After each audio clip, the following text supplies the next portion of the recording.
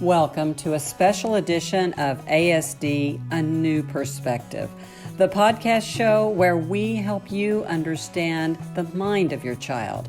And we always encourage you that growth for your child is possible.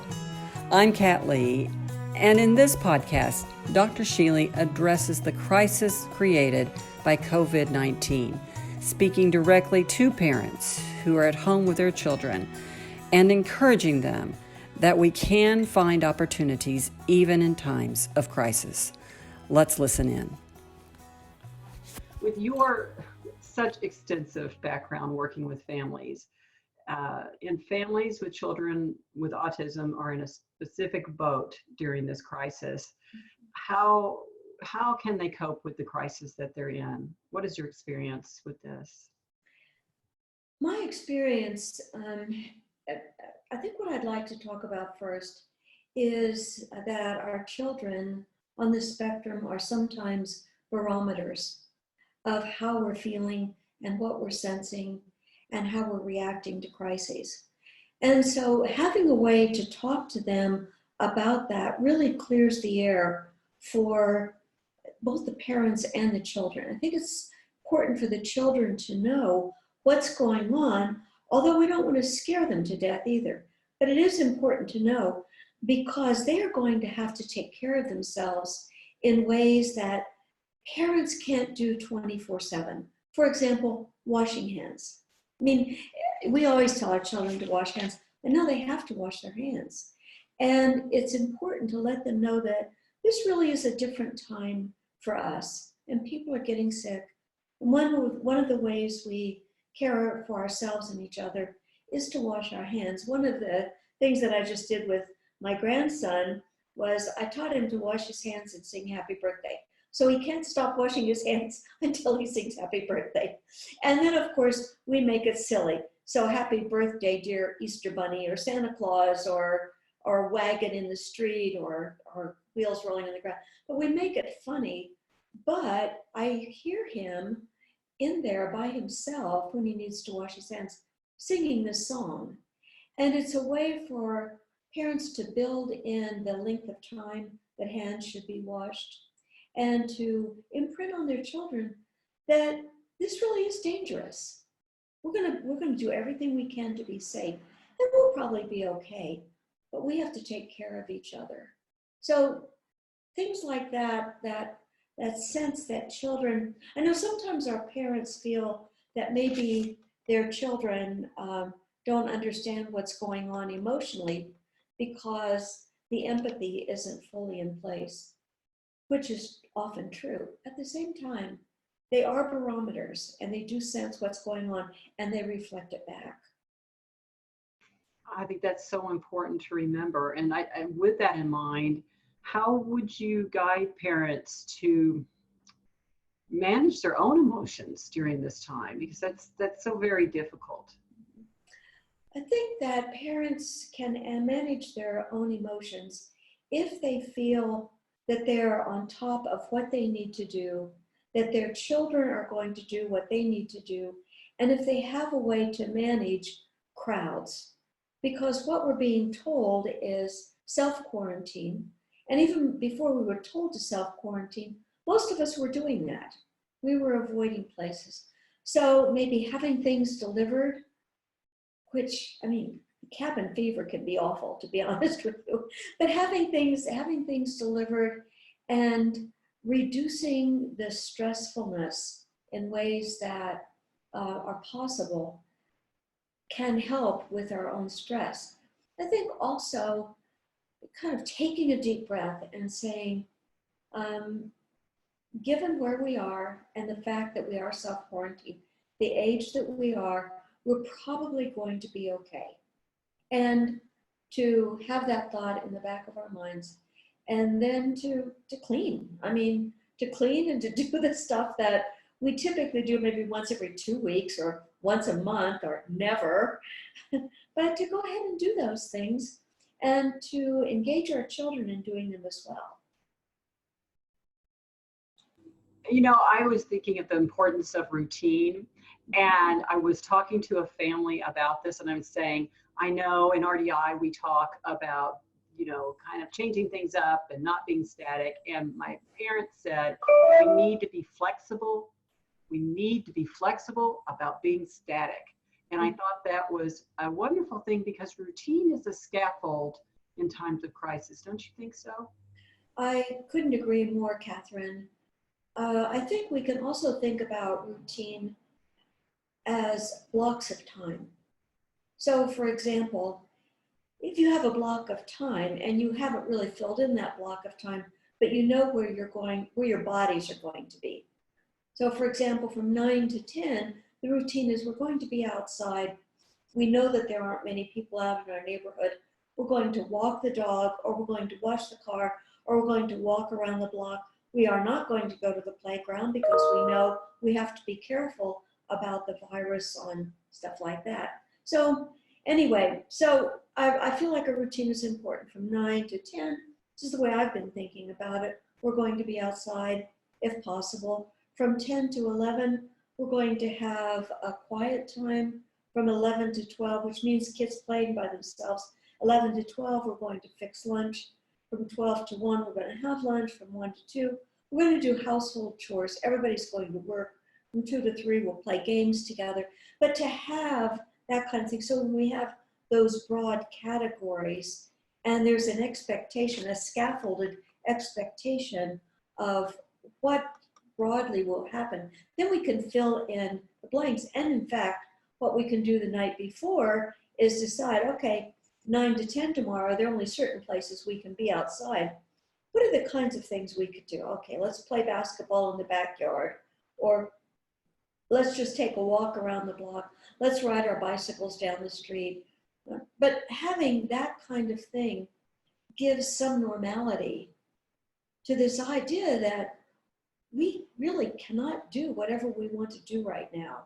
And we have to keep ourselves and our families safe.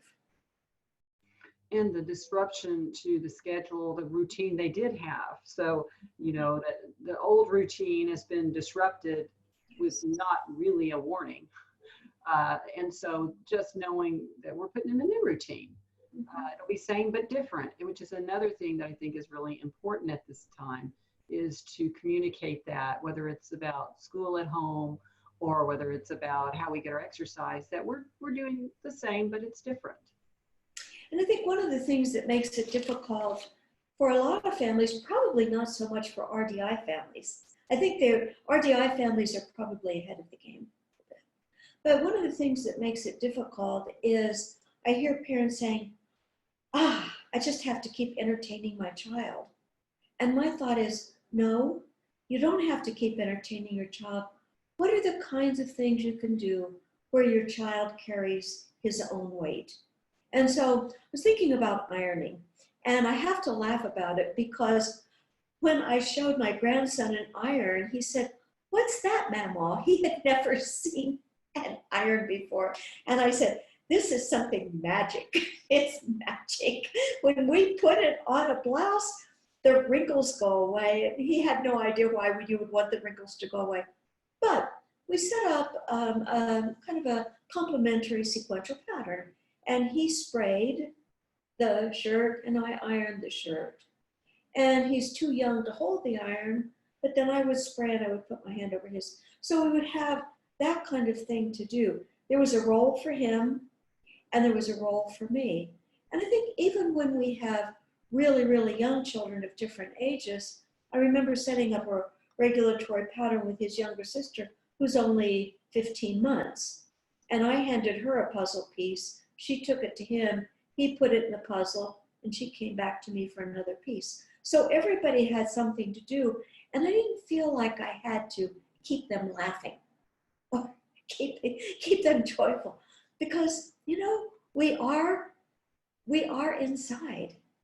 But I think if we can get past that idea of entertainment, and to even think about how children who may not play together that much all the time because they're in school, how we can set it up for them to have jobs to do together or play together, can take away that burden of entertaining off the parents. Dr. Sheely, what would you say for parents who are dealing with their children's fear? Uh, Maybe something they haven't had to deal with before with their children. Mhm. Well, I would be honest with them. I think it's dangerous. I understand how you're feeling. And a lot of people feel that way. But we've been listening to the important people who know what to do about this. And that's what we're doing. We're doing the things that we know to do. We're keeping the house clean. Uh, we're making sure that we wash our hands. We're making sure that when we have vegetables, that we clean the vegetables. We're going to wipe off the top of cans, things we don't often think about that much, but we know what to do. And we're going to do those things all the time. We might even do it when it's over because it's a good way to live. But I'm not worried because I feel like you're going to do your job and I'm going to do my job. And we're just going to be careful. We're not going to worry. Now watch me, I'm going to take a deep breath. Okay, you do it with me. You'll see how much better you feel. And maybe even bring some laughter into it. I think can always be helpful. Finally, I think even with difficult things, there can be silver linings. And one of them that you've talked about to our parents so much, but it just is for all parents, is it is an opportunity to slow down and to slow down to go faster.